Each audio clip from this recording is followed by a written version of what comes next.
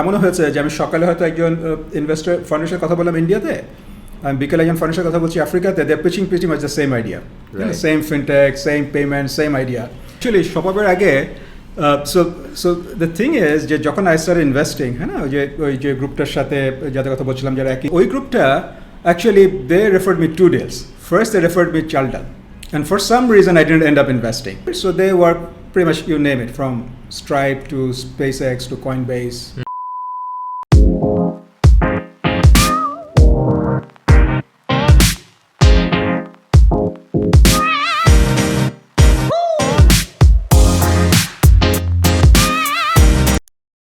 Hey guys, আজকের এপিসোডটা ওয়াজ আ privilege, কারণ যে ব্যক্তির সাথে আমরা কথা বলছি তিনি অত্যন্ত এক্সপিরিয়েন্সড একজন প্রফেশনাল ব্যাংকার ছিলেন, এখন ইনভেস্টর, এবং he is not only renowned in Bangladesh but all over the world. I am talking about Sajid Rahman ভাই, যিনি ওনার ক্যারিয়ার শুরু করেছিল 1994-এ, বিফোর আই ওয়াজ বোর্ন, এবং উনি ANZ ব্যাংকে ক্যারিয়ার শুরু করে he went on to become the country head for Standard Chartered, not in Bangladesh but in Lagos, Nigeria and in Jakarta, Indonesia.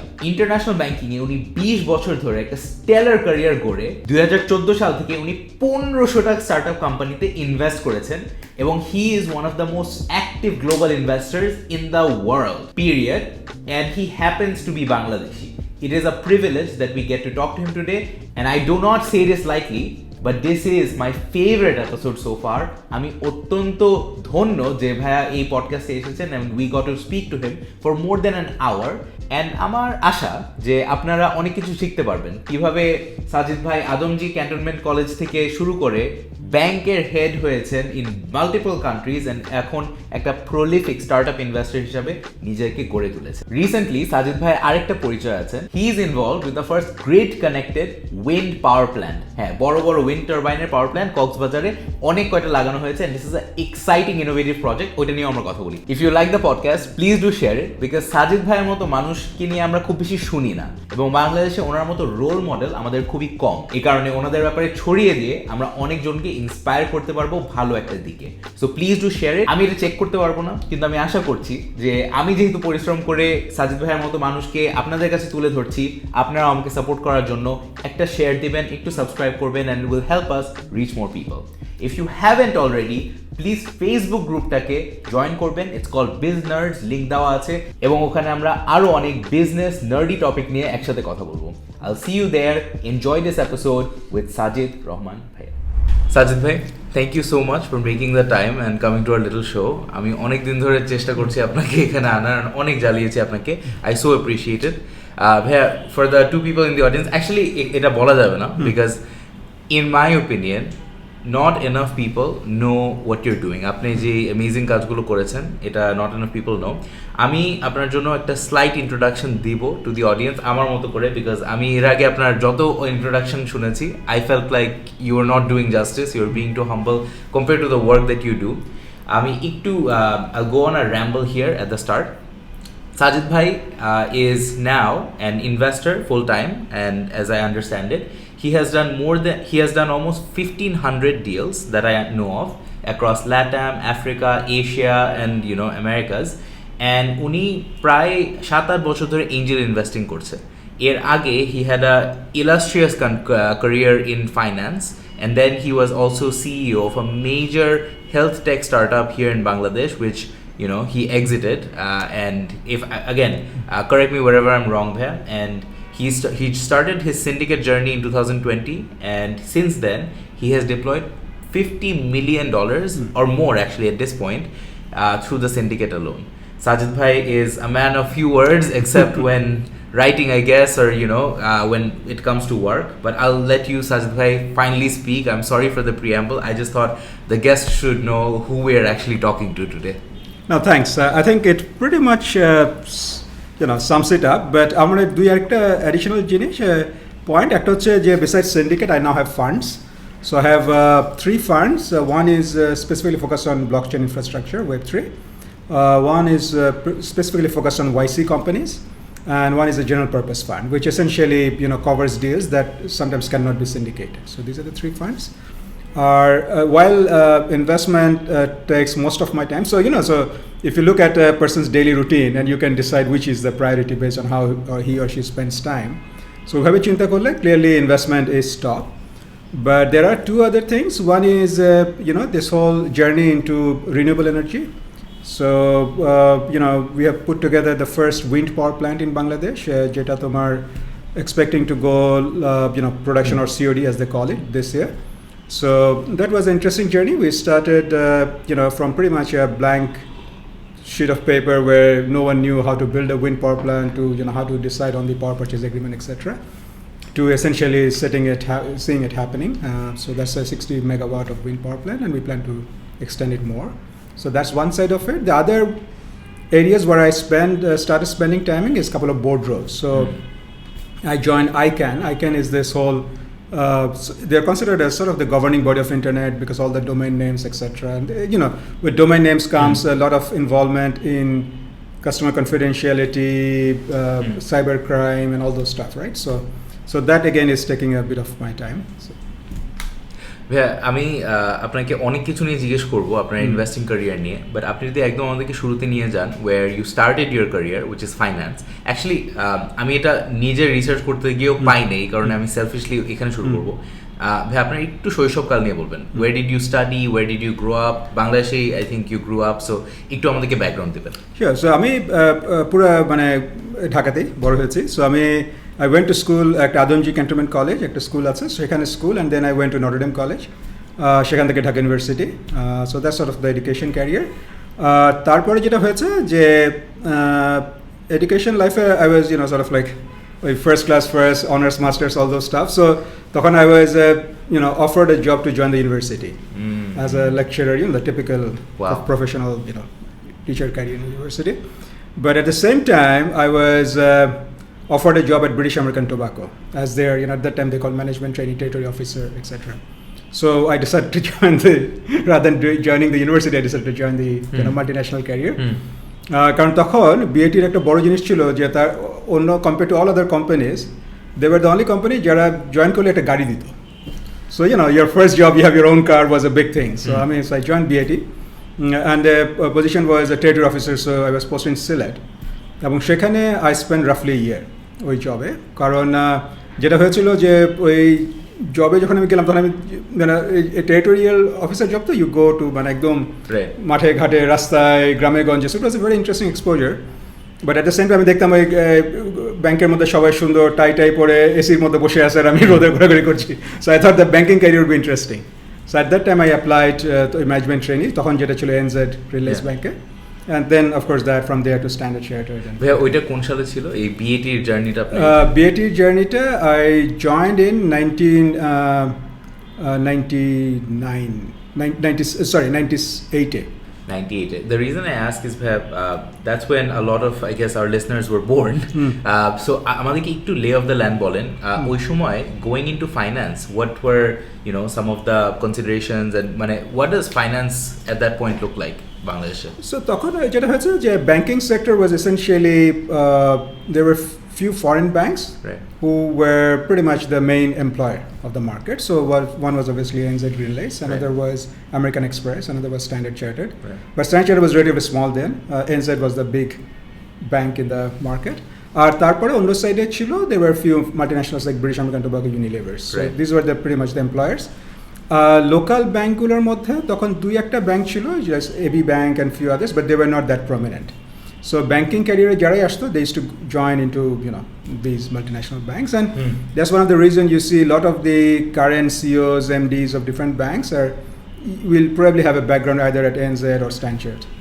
I want to আমি ওই জায়গাটায় আসতে চাই, তার আগে আমি জাস্ট কয়েকটা লোকেশনের কথা বলবো, and it's because in preparation to this interview I asked some people who are close to you. One of them is Nirjhor Bhai, who is involved with BAN, and you helped form BAN. So ওনাকে আমি জিজ্ঞেস করছিলাম what comes to mind when you hear the Sajid Bhai's name. He said something very specific, which is global reputation. You've been able to form a global reputation for yourself, especially because আপনি এতগুলো জায়গায় কাজ করেছেন. So আমি একটু লোকেশনগুলো বলবো, আপনি একটু আপনার ইনভলভমেন্ট বা একটু যদি if you will kindly entertain us for a bit. Lagos, Nigeria. You worked there for some time. What was your work there? What was the role, and what did you? I guess what was your experience? So এটা একটা খুব interesting background. কারণ হচ্ছে যে I was running retail banking in Standard Chartered in Bangladesh, and after doing that for a couple of times, couple of years. So then, the usual next step would have been to go to Singapore or Dubai, because Standard Chartered was, these were the regional offices. UK তে আছে, but UK, while Standard Chartered head office was UK, they have very not big business there. The third option would have been UK. So anyway, so I told the Standard Chartered guys that, look, I want to move out. I think I should have some international exposure. And then they said, okay, how about Lagos? I was expecting either Singapore or Dubai. So I said, Lagos, Nigeria? Then I kept, I didn't respond. Yeah. And then they started sending me all these, the literature on why Lagos and all those stuff, why Africa is the big thing, and etc. But even then, I was not very convinced. Right. And at that time, there was this gentleman named Mike Dinoma, who is the sort of the GED, as we call it at that time. So he called me up and he said a very interesting thing, because Lagos was a smaller business than Bangladesh. So he said two things. He said that, look, number of zeros does not decide the complexity of a business. Okay, so you might be running let's say $1 billion business. From there, you're thinking, okay, I'm going to $1 million business. So it's not as complex. It's not true, because sometimes the zeros might be less, but the business might be very complex. The second thing he said is, while Standard Chartered makes most of its money in Asia, because Standard Chartered is big in Hong Kong and Singapore and that place, Standard Chartered started in Africa. Oh, really? As a standard bank, and all those, there's a long history there. So he is saying that the minds of Standard Chartered is in Asia, the heart is in Africa. So if you want to build a long-term career in Standard Chartered, you should do an Africa stint. So I said, okay, fine. So I ended up taking Lagos. So I was there running the West Africa business, so which is essentially 5 countries. Nigeria being the main one, and that was the sort of the regional head office, but then Ghana, Cameroon, Cote d'Ivoire, Sierra Leone. This was in early 2000s, Nikki. Yeah, so it was, I was there till 2006 to 10. Wow. So Lagos, Nigeria, 6 to 10. What happens after 2010? So after 2010, again, I decided to, there was a discussion, where should I move? And then the one option was obviously to go to Singapore and do one of those regional roles. But then they said, why don't you go to Indonesia? Because so if you look at the Standard, the footprint, Lagos. So Standard Chartered missed their opportunity in South Africa. So the other large economy in Africa is Nigeria. So they wanted to build the whole business in Nigeria and wanted me to send there to build it. Sort of same thing happened in Indonesia. So Standard Chartered was in Indonesia, but was not really big.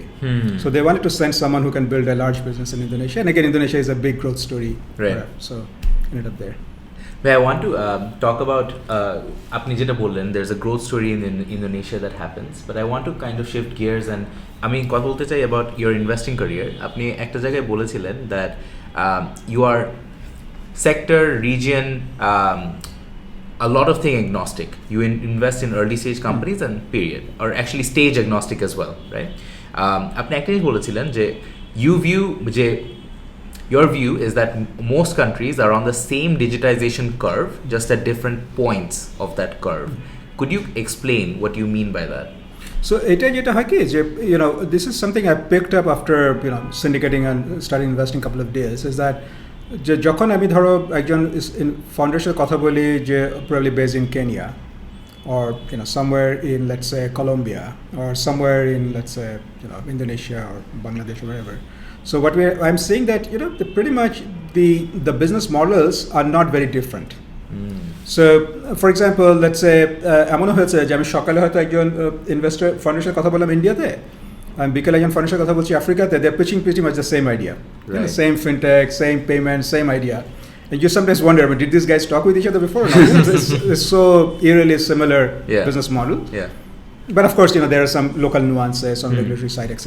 So what we are seeing across these markets, and that's probably a benefit I had because I worked in quite a few of these markets, is that because if you look at the general scenario across the world, it's essentially everyone is connected.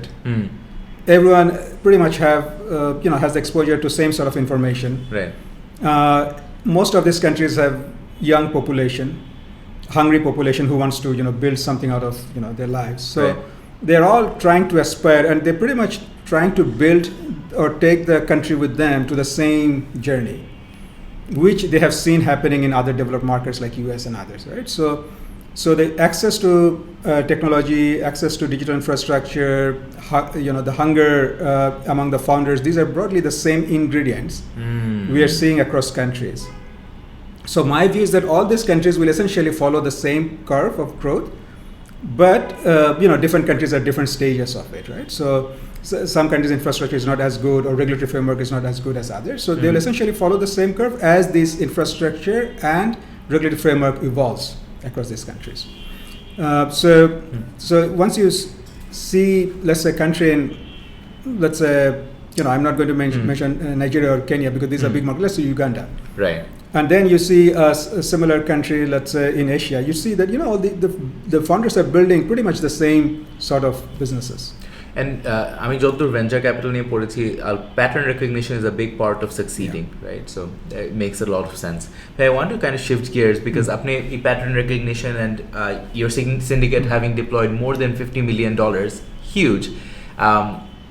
How did you get started in investing? কিভাবে শুরু করেছিলেন investing নিয়ে?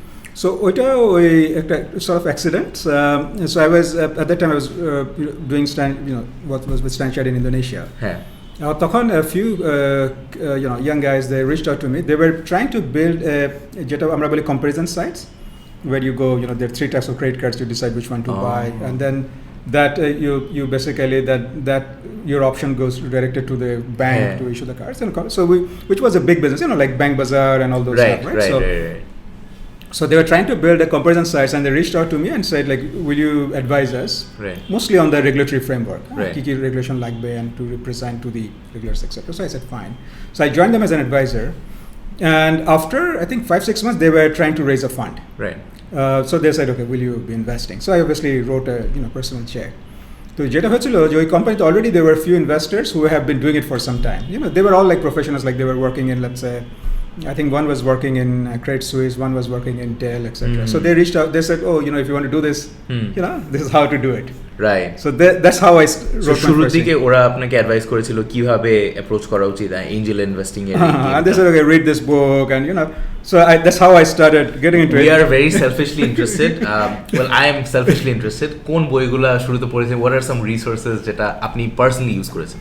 ওই টাইমে আমার যতদূর মনে পড়ে, I'm trying to recall the books, but it was mostly blogs. Right. হ্যাঁ না, যে প্রচুর ব্লগ হতো angel investing. Right. I think at that time there was Jason Calacanis who started, so he had I don't know whether he wrote a book, but he started writing it, and then there were a couple of blogs, websites, etc. You went down that rabbit hole of things. হ্যাঁ, আমি এখন কয়েকটা নাম পড়বো, and you can tell me if it's accurate or not.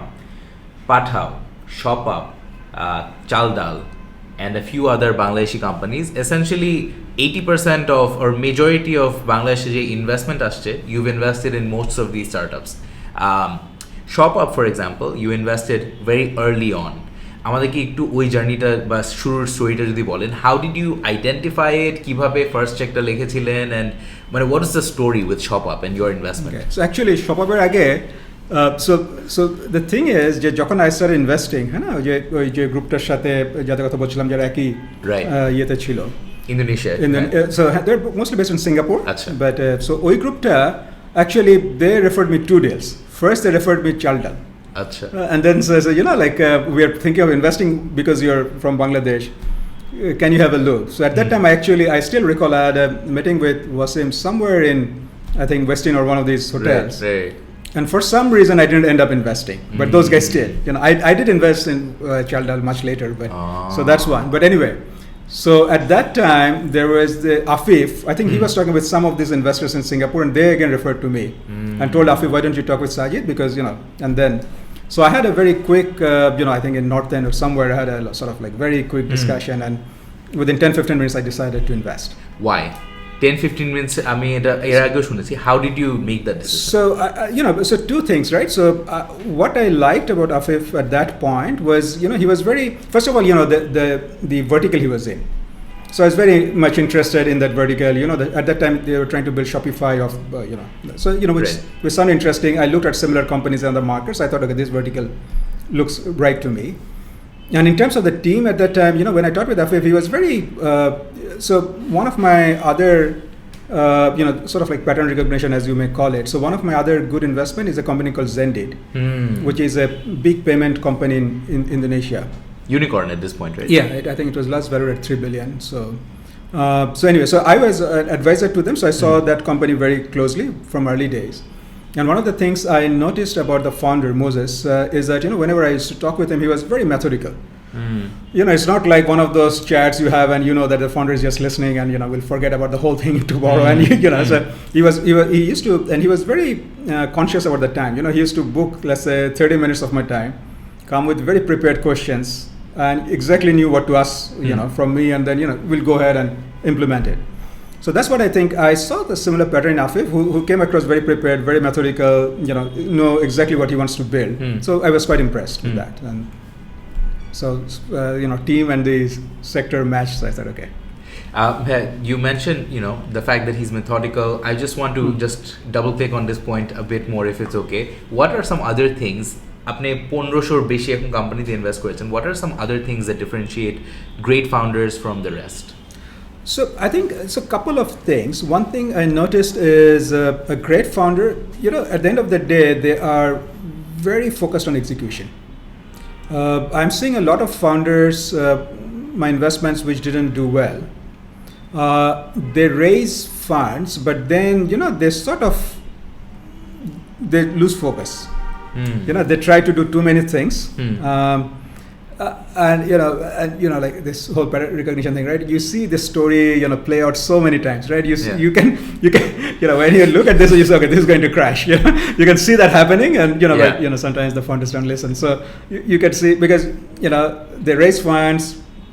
Once a founder raise fund, they're on a bit of a high, So all this media, everything. So they'll really enjoy that moment, and then at that time, they lose focus, right? They try to do so many other things, spend more time in execution than others.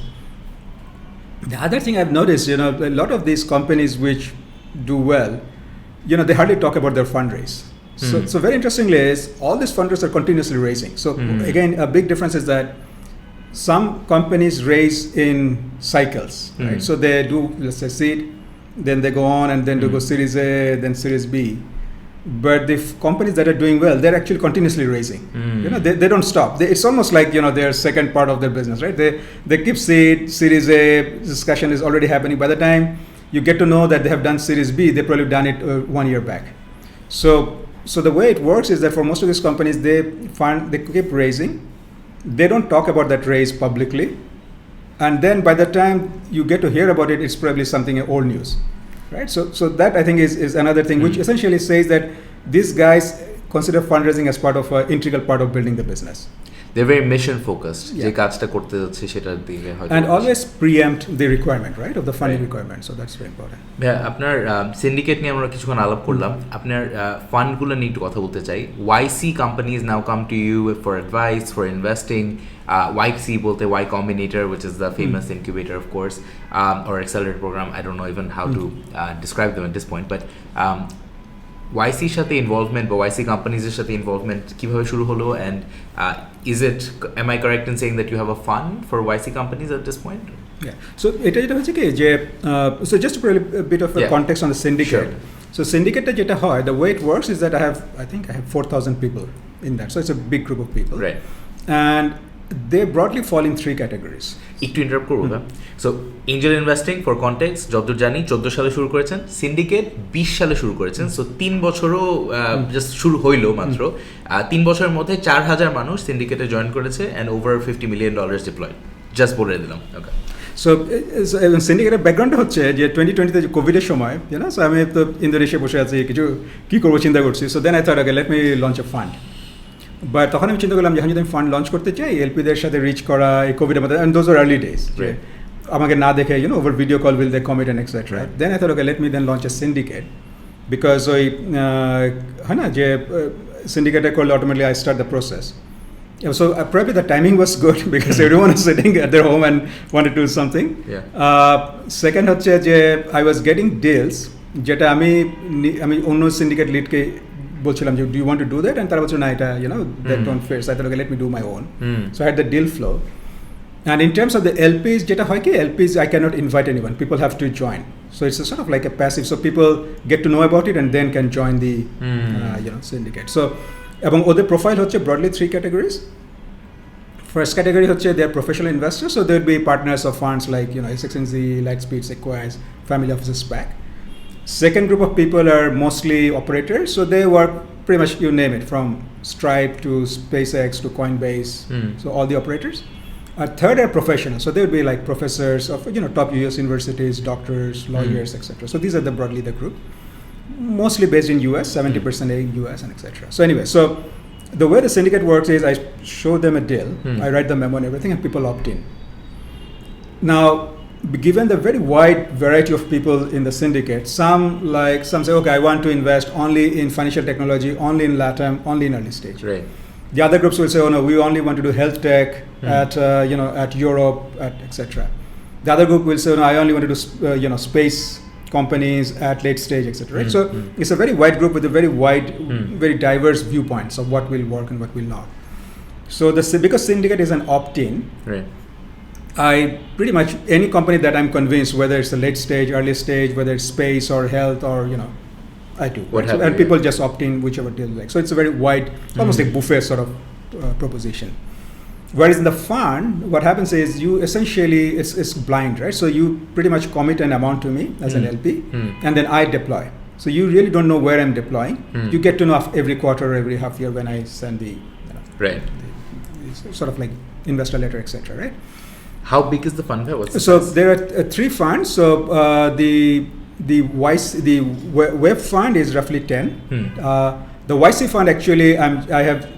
So YC is 2 things. One, YC I used to do like a cohort base. Achha. So let's say I did summer cohort, winter cohort. So those those are one fund, one cohort, and gets done. Right. Now I'm raising a YC fund which is perpetual.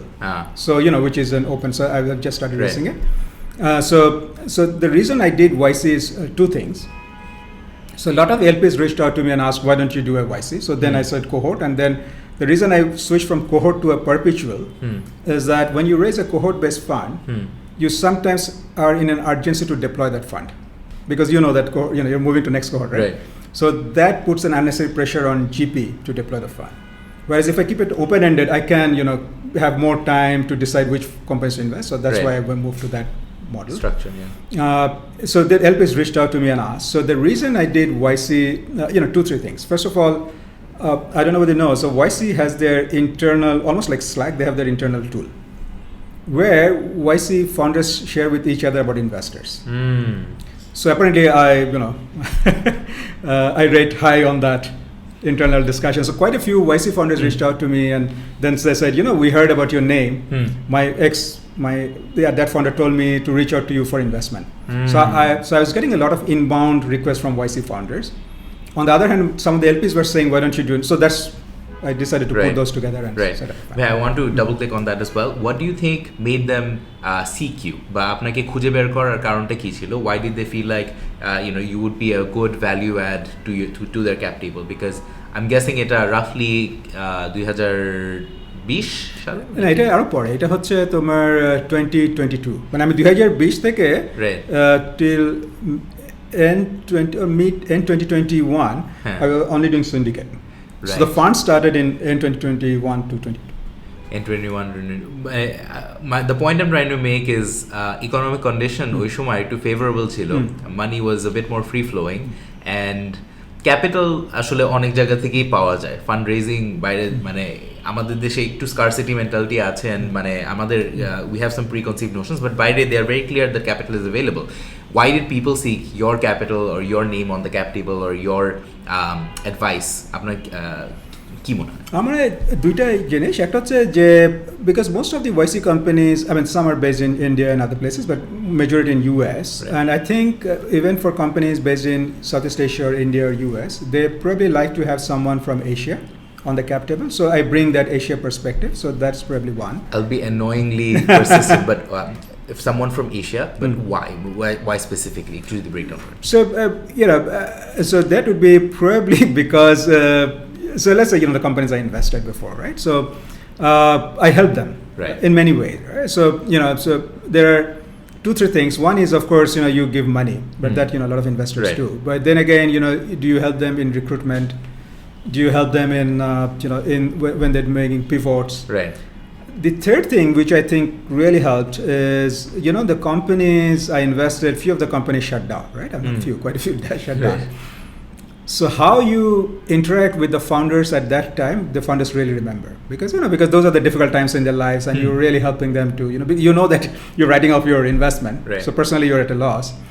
But if you're convinced that the founder tried his or her best and even then failed, which is very normal, then you help them out, right? So, Right. so that I think helped is because I did it quite a few founders who probably then referred me to his or her friends that okay, look, talk with this. Right. Sajid, he'll help you out in difficult circumstances. So I think, because one of the things a lot of investors miss is that these are so long-term game. This whole thing is so long-term, right? It's like, okay, I mean, you wrote a check, you lose the money, fine. Right. But if you're too stuck with that, you might miss the next big opportunity. Miss the forest for the trees. Yeah. So it's such a long-term game, and a lot of investors forget that. The other thing which I picked up, and sometimes people ask me, okay, why do you help? What's the return, right? I mean, I think one thing which I have noticed is, at least in the Silicon Valley context or in the US context to some extent, is it's a very small world. Like the point you're talking about networking, right? It's a very small world, right? I mean, even I'm sitting in Jakarta or let's say Bangladesh or anywhere in the world, sometimes my LPs get, how come you get all these deals? They think I'm based in US. They think I'm based in California, right? Right. And I said, no, I'm like on the other side of the world. Right? So it's because everyone is connected. So if you're part of that ecosystem, the reputation carries a lot of weight, and that helps. So so the founders keep referring other founders, Right. and the investors keep referring other investors. The funds where I invested along with them, they keep referring deals. Very nice. ভাইয়া আমরা investing নিয়ে কিছু কথা বলেছি আমি একটু shift gear I want to shift gears a bit and talk about Sajid bhai as an operator আপনি Telenor health এখন I think it's Grameen health একটা কোম্পানি হেলথ টেক কোম্পানি বাংলাদেশে শুরু করেছেন এন্ড ইট রিচ স্কেল ওই জার্নিটা নিয়ে একটু যদি বলেন why did you do it how it happened and what ultimately happened how did become Grameen health So I joined when I was in the bank. I mean, Indonesia Dhaka it was getting boring, right? So what to do next? Because you go to all these countries, you build banking businesses, and then okay, what to do? Yeah.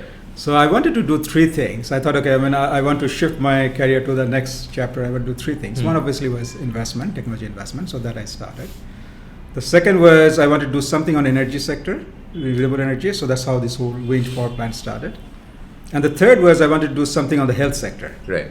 So আমি প্রথমে চেষ্টা করছিলাম to create an ambulance network. ওই বাংলাদেশে একটা হয় না যে তোমার অ্যাম্বুলেন্স কল করলে ওই অ্যাম্বুলেন্সে দেখবো হাজার হাজার ট্রাফিকের মাঝখানে অ্যাম্বুলেন্সটা আটকে আছে বিকজ পিপল ডোন্ট ট্রাস্ট যে অ্যাম্বুলেন্স আসলে পেশেন্ট ক্যারি করছে কিনা so I want to create an ambulance network একটা উবার স্টাইলে যেখানে ডিপেন্ডিং অন লেটস সে কারোর হার্ট অ্যাটাক হলে they say that golden mile right so very important the early ইন্টারভেনশনটা so the ambulance would be equipped like that with latest technologies so that early intervention হয় compared to the ambulance যেখানে কারোর হাত ভেঙে গেছে বা পা ভেঙে গেছে so that's a different type right and that would be like Uber style so you can see when you call an ambulance কত দূরে আছে কি আছে অ্যাম্বুলেন্সের মধ্যে there'd be very qualified doctors with the latest equipment right and I was then talking with New York Presbyterian একটা আছে they do that sort of service so I was trying to talk with them এবং বাংলাদেশে ওই কোয়ালিটির ambulance আনাটা and then my thinking at that time is that যারা private হসপিটালে যাবে they will pay more compared to যারা public হসপিটালে যাবে so one part of the society will compensate other part of the society right? So that was the business plan so anyway but it got very expensive ambulance gulo ana tana so that didn't work out so the planning stage motamoti it got it was saying like it's difficult to build Bangladesh তখন Telenor approached me and they were saying they're trying to build a healthcare business in Bangladesh কারণ তারা বিভিন্ন দেশে they did financial services Myanmar Pakistan but so Bangladesh they don't have a very strong financial services they said okay let's do a healthcare so through a headhunting firm they approached me that do you want to build that and I said okay fine so that's how I got involved into the healthcare এবং ওই যেটা হয়েছিল যে healthcare obviously so it was in a startup in a sense that it was a separate company So it didn't have all the support of a Telenor infrastructure, so we had to hire our own team, write our own policy, right. HR manual, everything, and there was a very limited funding that we have to do within that funding, etc. And we had to go to Telenor to ask for that funding every year. So it's pretty much that way. Right. But of course, it's not a full-time startup because you have that corporate backing. Right. So that's how the whole thing started. And of course, we got the advantage of the Grameen phone network in Bangladesh. Right. So that really helped us to scale. So Telenor Health, what was the product ultimately? Koon service ta provide So korche? initially, it started as a health consultation over phone, right? Then it expanded to video consultation, SMS, etc. Then we added the whole insurance component to it, health insurance, so which really helped it scale. Right. And then of course, then the plan was to start the journey from teleconsultation to clinics to hospitals. Right. Connect the whole patient journey across the spectrum. Right. And collect data at different points, so that when a person comes from home, from a teleconsultation to end up in a hospital, in a lesser tertiary situation, the hospital is already equipped with the data to treat properly because they have the whole medical record. Right. So the next part which we didn't implement was to create the whole electronic medical record, which is compatible across different systems. So the whole idea was to create a holistic journey for an individual, and you make it so customized on an individual level that it's almost like even if the person is paying a very small amount, it's almost like a personalized service across the whole healthcare journey. Right. So that was the plan. So we did almost half of it, but could not connect the rest part of it. And then of course what happened is when it got quite big, in Bangladesh it was at one point it was serving 5 million people, which I think created a bit of challenge for Telenor, which is a telco. And they were thinking, okay, this company is creating so much, patient, handling so much patient. So will it be able to address all the clinical risk? Right. So that was a concern.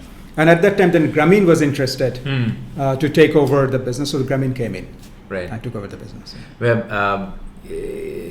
very interesting to see you kind of move from a banking career back into a operating, a semi-ish, a startup-ish thing from 0 to 1. And, from there, I want to kind of talk about আপনার wind project যেটা করছেন, এটা কক্সবাজারে already I think 3টা last দেখেছিলাম update যায় না, 3টা হয়তো বা already operational আছে windmills, and it's supposed to produce 60 megawatts if I'm not wrong. So আমি নিজেও একদম কমপ্লিট নুব, সো আমি যতদূর জানি আমি বলি, and then আমি আপনার থেকে প্রপার স্টোরিটা বুঝতে চাই। This is not the first wind power plant that happened, but এর আগে যে কয়টা হয়েছে অনেকগুলোই শাটডাউন হয়ে গিয়েছে for operational negligence, for lack of maintenance, and so on and so forth, অনেকগুলো কারণে। আপনারা যেটা করছেন, it's starting fresh, and এখানে I think there's some foreign involvement as well. If you could just tell the story, how did you get interested in this, and আপনি কিভাবে এটার সাথে ইনভলভড হয়েছেন? So যখন I was thinking of doing a renewable energy project, কি করা যায় বাংলাদেশে, তখন there was one gentleman who told me that look, there is a wind project যেটা is a very early stage, conceptual stage, but there is no funding. কারণ বাংলাদেশে কেউ বিশ্বাস করে না যে উইন্ড হবে। Right. So the gentleman said, okay, we have this thing, but no one is interested about this project because everyone wants to do an HFO power plant or coal power plant or gas power plant or solar, right? So I said, okay, fine, let me take it over and see. Right. So we took over the project. The first thing, of course, is to go into a power purchase agreement with the Power Development Board. So that requires some guarantee. So we provide the guarantee and sign the power purchase agreement. Right. And then we started trying to raise the debt because it's a $100 million project, $100 million plus. So we was trying to raise the debt. So the first time we talked with the IFCs and a couple of other international organizations, and the first thing they said, okay, do you have the wind data? Which we had no clue. Right. So we all signed this PPA, gave this guarantee, but we didn't know that we need at least 2 years wind data to get a bankable. এটা কি forward looking নাকি? Forward looking possible না নাকি? And you have to collect data for 2 years, and then you can go to one of these multilateral agencies and ask for a loan or banks and stuff. So then the question is, then where do we collect the wind data? So we started searching, and we got this company which provide MetMask. Right. So we put up the MetMask, collect the 2 years data, and then we got the funding, everything. And I guess again complete new, but I guess এটার কারণ হচ্ছে একটা certain wind speed লাগে to even generate any power. So I guess people wanted to know a certain wind speed থাকবে নাকি over the and it's economically viable or not, right? So at a certain wind speed and nature. So এখানে the interesting thing হচ্ছে যে কারণে বাংলাদেশের ব্যাপারে অনেকেই negative ছিল যে Bangladesh is a low wind environment.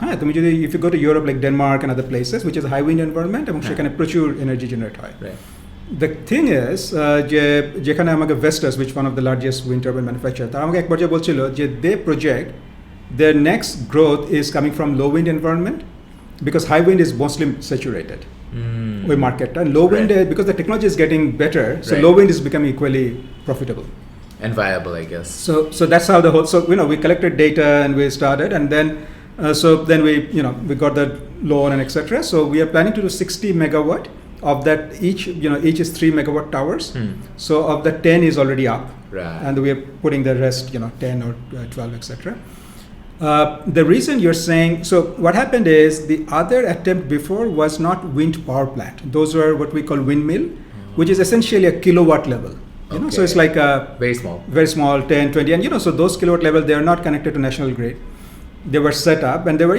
একটু জোরে উইন্ড হলে বা প্রপার মেইনটেনেন্স না হলে বা অনেকের সাথে ব্যাটারি ঠিকমতো কাজ না করলে they didn't work out the one we are doing is a proper industrial scale wind power plant যেটা বাইরে গেলে you all see that ওই যে রাস্তার পাশে প্রচুর উইন্ড যেটা is connected to national grid so our one will be connected to national grid these are very heavy structure যেখানে তোমার উইন্ডের ওই ডাইরেকশন অনুসারে এটা মুভ করতে থাকবে so it's a very proper large scale wind power project বাংলাদেশে এবং এটা হলে then you are talking about a serious capacity of I have many follow-ons but I'll just keep it to two one overall বাংলাদেশের পাওয়ার পার্সপেক্টিভটা একটু যদি share করেন কত megawatt আমাদের আদৌ প্রয়োজন and wind what do you think what contribution it can have overall and of course renewable এই জিনিসটা again I don't want to just say it because it's a global trend I think it would reduce our dependency on a lot of other foreign forces and a lot of things but could you also explain কেন আপনি renewable energy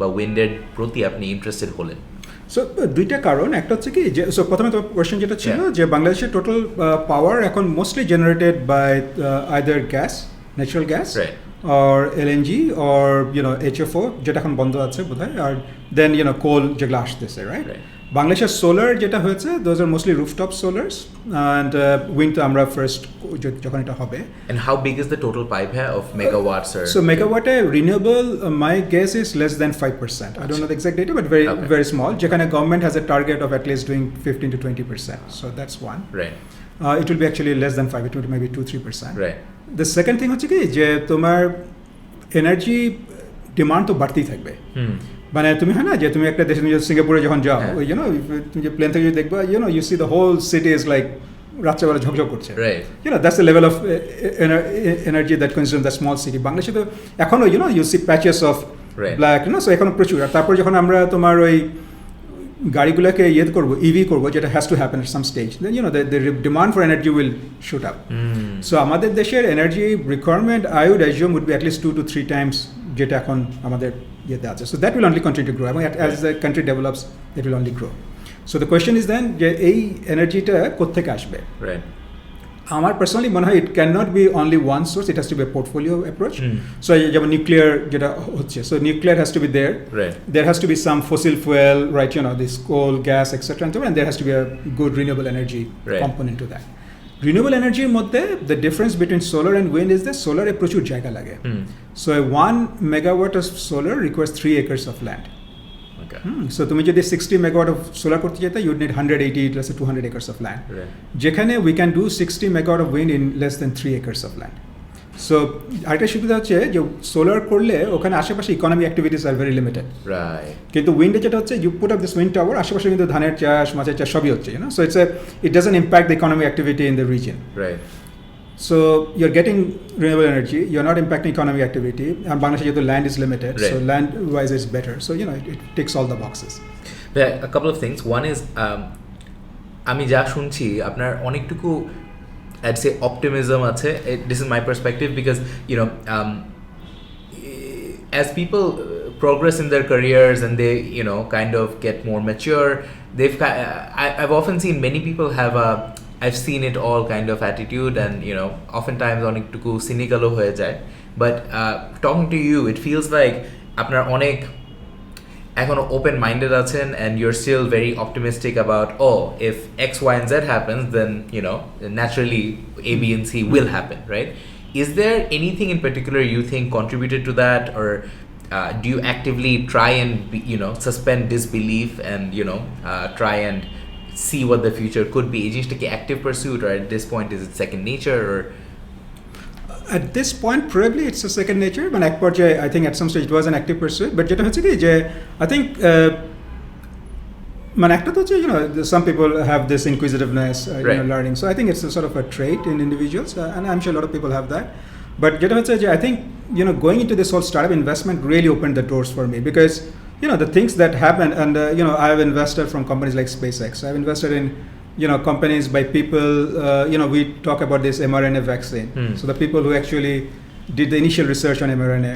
So one of won Nobel Prize 2 years back. So when you talk with those sort of people, you have a very different view of the world, right? So these are the people who who are at the forefront of technology. They're probably seeing the world far ahead from like 20, 30, 50 years down the line. So once this whole investment and talking with a lot of these people across the world give you a very different perspective on how things are evolving, what is the future, what does the future look like, and all those stuff. So I think that helps. You are the average of 5 people you surround yourself with, and so on and so forth. But I want to kind of talk about people and perhaps আপনার contemporaries or আপনার colleagues, let's say আপনার যখন career শুরু করেছিলেন ANZ, Standard Chartered, ওই সময় আপনার contemporaries, many of them went on to become CEOs of current banks and other positions. I wanted to kind of I don't think এভাবে বলা হয়েছে, but I wanted to kind of put up the idea of a ANZ mafia or a Standard Chartered mafia in the sense that a group of people who were together or contemporaries at one time and then went on to do incredible things later in life. Could you speak to some of the people who are your contemporaries and what they went on to do, and maybe just a bit about what you think allowed your cohort of colleagues and fellow professionals to achieve what you have? So contemporary, let's say a few years plus minus. Sure. If we take that range. So obviously, এখন নাসের যে আছে standard chartered CEO, সে আমাদের contemporary. তারপর তোমার হাসান রশিদ যে আছে এখন আমাদের প্রাইম ব্যাংকের সিইও, এরকম প্রচুর বিভিন্ন ব্যাংকের এসেনশিয়ালি তুমি যদি if you look at the most of the banks, either foreign or local banks, large banks were all ex Stanchart, ex NZ, ওই গ্রুপটা আর কি। ইফতেখার ভাই আছেন ইস্টার্ন ব্যাংকে, আরিফিন আছে সিটি ব্যাংকে, so pretty much so আমার মনে কি যে Stanchart, to some extent Amex, and to some extent NZ was a very good training ground. So হচ্ছে কি যে ওই তখন যদি ব্যাংকিং সেক্টর এরকম কয়েকটা ব্যাংকই ছিল, এবং ওই টাইমে ওইসব ব্যাংকে যারা জয়েন করেছে they went to a very rigorous training program, যার ফলে যে গ্রুপটা বের হয়ে এসছে because like foreign bank after a certain stage you do, what else do you do, right you reach a plateau, and then the question is that then those group of people, as they move out of the foreign banks, they started taking positions in the local banks and senior levels. But I think the training really helped. And so it seems like the people with Stanchart or the contemporary group is now essentially running the banking sector. Right. So it's a very interesting phenomenon and quite impressive for sure. But I want to again shift gears a bit, and sorry if this seems all over the place. I'm just very curious about all the different things you've done. I wanted to talk a bit about the fact that you've been able to make a global name for yourself. My words, not yours, but the fact that YC companies apnake seek kore, and when you're talking to someone foreign investor, they inevitably ask, hey, you're from Bangladesh, do you know Sajid Rahman from Bangladesh? And that's very interesting. Do you have insights as to how you did that, or কিভাবে আপনি এই global nameটা করেছেন? And I'm sorry, this is a long-winded question. Paradoxically, I would imagine আপনি 24/7 busy থাকবেন, right? And yet, someone I spoke to, Nirjhar Bhai, he said whenever he needed you, you were just one phone call away. You're always available, always ready to talk, stuff like that. So আপনি এতগুলো জায়গায় world wide একটা global reputation তৈরি করেছেন, এতগুলো কোম্পানির সাথে কাজ করছেন, on the other hand your seemingly always available. What is I don't know how to even ask this question. How do you do it? ওইটা আমার হয় কি আমি যেটা করি আর কি to some extent. So on the question of the reputation, it was not a very planned thing. Right? So it happened over time. It accumulates, as they call it, right? It accrues over time, right? So you do something and accrues and accrues. So how this whole thing was created, and given that work across markets, some of their friends, and so because of Stanchart, even this Stanchart, not Bangladesh, as I worked internationally, one of our ex-colleague is now running Monzo Bank. So you see your colleagues running large banks globally across markets. So you pretty much get accustomed to it. So oita jeta hoy, so that network helps to spread your reputation. And the second thing, of course, is as you get involved with a lot of these companies, it starts spreading, right? So even I talk with founders like Côte d'Ivoire or some remote part of the world who reach out to me and stuff like that. So it helps that way. Network effects. It accrues, right? Yeah. So I think that helps. In terms of timing, the way I work. I'm sort of like always on type A, like 24, whenever I sleep, I sleep, but 24/7 always on type A. But it's not like I take a break on weekends or anything. Achha. So the way I see my time is a very, it's a very fluid. Achha. So I go from one job to another thing, and then probably play tennis and whatever, golf, and then again come back. So it's just connected. So it's not like, okay, I stop myself from doing this to this. Right. So it's just part of that. So that way, it's good in a sense because I like what I do. So I don't feel bored or I don't get tired. Not to that extent. And then, but the other side of it is you seem to be always available, while you can decide what you want to do and what you don't want to do. So it's because it's not a very forced way of doing things. Right. So that gives me the flexibility, and it probably gives the perception that I have unlimited time. I want to ask you a few more questions and then we'll wrap up. I'm very thankful for your time. One is, if you were talking to young people today, what's your advice to them? Let's say someone who's 18-year-olds, right? 18-year-old, and maybe different advice for someone who's 25. What would you say to them if they want to succeed in their career, make an impact, do something meaningful in their life? So I would say that take risk. So I mean,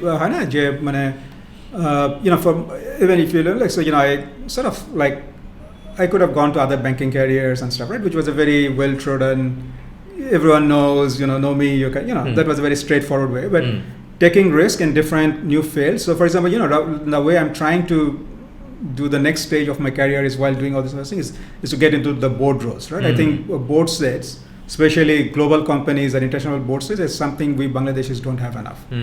Because, so I think that's the next level where we need to put ourselves, where, you sit in international boards, you make serious decisions at a global scale, right? So that's how I'm trying to, move next. So I think, again, that's something new. So joining this ICANN board was very new, right? So stuff like that. But as you do those things, you learn a lot of new things. You can create much more impact. So I think always take risks. So that would be one. Second thing is, I find a lot of the young generation is, as long as they are open to learn things, they should be okay. At one stage, I see people, even at very early stage, stop learning. They're so comfortable with their own way of thinking and doing things, they just stop, getting new information or start. So which is a bit of a so I think if those two works, and then of course hard work is given. There's no substitute it. You have to work hard. So I think those are. Okay, thank you so much. I want to also ask you for recommendations of must reads, essential listens, এমন কি কোনো বই বা কোনো resource যেটা you think really helped shape your thinking or helped make you smarter? Could you please share with us? So আমি না এখন প্রচুর podcast শুনি. Whenever I'm working out or in a car or anything. So podcast. So there are a lot of very interesting podcasts. So one is Invest Like the Best, which does very interesting. Obviously, All in One is another very interesting one. And then of course there is, I'm very much into Web3. So there are quite a few Web3 podcasts. Laura Sheen has this one podcast. Then there's called Bankless. So there's quite a few podcasts, which is very helpful given that times and everything. In terms of books and blogs, there are many blogs which again keeps you very updated. So this. USV's blog jeta ache. The Strata is very interesting, which is a small one. And then of course there are, there are some paid blogs, but those are Strategy, quite a few ache. Books though is very wide ranging. I read fiction, non-fiction, all those stuff. So books is pretty wide ranging. But when there are 0 to 1 that I keep saying, Peter Thiel. So that's interesting. But there are many books. So amar mone ki je a person who is interested should always explore, read new books, read blogs whenever you like, listen to podcasts. There are so much information out there. Yeah, I mean, I want to wrap up, but I missed one thing I wanted to ask you about angel investing, which I actually want to hear from you. You talked about at one point about business model risk versus execution risk, and what mental models you use to actually decide whether you want to invest in something or back a company or something like that. Could you kind of elaborate or explain this concept to us? So যেটা হচ্ছে কি যে মানে আমি যেটা দেখেছি যে অনেক companies that I invest or built in emerging markets are where the business model is somewhat proven in other markets, right? So let's say Pathao Khetre, you have Gojek and others. So the question I think is not so much whether that will work or not. Most likely it will work given the same infrastructure, economic scenario. The question is more like, can the team execute on the ground? So in a lot of these companies where I invest, especially in other markets, is essentially business model is somewhat proven. Some form of digital bank, some form of payments and etc. Right. But the question is that do we have the right team to execute? So that I think is the biggest question to decide as an investor. So that's one, and that's what I refer to business model to execution risk. In terms of the mental model, so obviously then I go through all these, mental checklists of is the team. Who are in the team? What is their experience? Does the team work together well? Yeah. Have they built different companies before, or is this the first time? What did they do before, etc., right? So all those stuff comes in. Interesting. I don't want to ask you any more things. Okay, maybe just one more, because I can't leave without understanding this. You recently invested in 10 Minute School. And you also talked about Bangladesh, and I guess a region, EdTech is on the rise, right? There's Byju's, and now there's like Byju for X, or Byju for Bangladesh, Byju for this, that, etc. EdTech niye, what's your thesis overall? Like, what happens? What's the future look like? So, again, EdTech is something which is sort of like. So there are two things here. So one is health, one is EdTech. You really haven't seen very large companies, right, across the world. I mean, you have Byju's here or Coursera there, etc. But not very large companies. You don't have Uber of it or Airbnb of it or etc. Stripe of it, right? So I think that's where the challenge is. EdTech, I think the biggest challenge of EdTech. There are two challenges. One is, as a society, we are still very accustomed to the formal education process where you get a degree, where you get ready for a job and etc. Right? So the EdTech is not replacing that. Yet, right? So then the question comes that, okay, if I don't get a certificate, why will I pay money to this company? So monetization of EdTech is still a bit of a challenge, so which I think needs to be sorted out. But on the flip side of it, it is almost inevitable that this old way of learning has to be replaced. These old schools, these chalkboards, and so it has to be replaced, and it will be replaced. What is that holy grail? We have to yet see. So 10 Minute Schools and others are trying, they're just nibbling at the edges, right? So, okay, because it's such a big market. So they're trying to do small things, and we're seeing Byju's and others, they're more like helping people prepare for that traditional. Yeah. So, but we are yet to see the traditional learning disturbed. Very interestingly, there is all this talks about virtual reality, and that, okay, we will not need Harvard Business School anymore or Harvard University anymore. People will sit at their home and will have access to the same education, and why will they need to go to Harvard? But even then, Harvard will keep charging their $100,000 for the foreseeable future because of the brand. Yeah. But I think that's the biggest disruption that can happen. One of the biggest disruption, that how do we make that institution completely, disrupted, disintegrated, and then make it easily accessible? Because so education, health, these are the two things where I think people should have access to the best, irrespective of where they are or how much money they have, right? So because that is the very basic of creating a level playing field. Otherwise, there will always be this. Last question, and I promise this is the last one. Do you have any maxims or any principles or things that you live by? Any values or principles that constantly are in your mind or you try to abide by? Those are all the usual, But one thing I'm always very meticulous is about time. So when I commit a time, I always try to stick to the time, and I think the way people value time reflects shows a lot about that individuals. So, how people valuing time, how they're, using Yeah. that time. So, because that's the most important resource we have, right? So I think that's very important. But in general, I think, I believe in, one of the things I truly believe is that, everyone should at least start from a level playing field. And then, of course, depending on his or her qualities, the person will be different. Sajid Bhai, I want to be respectful of your time. Thank you so much for joining us today. I so appreciate it, and hopefully in the future, we don't know when, but we'll have a round 2 and we'll talk about the more amazing things that you continue to do. Thank you so much. Thanks, Fahad. Thank you. Thank you.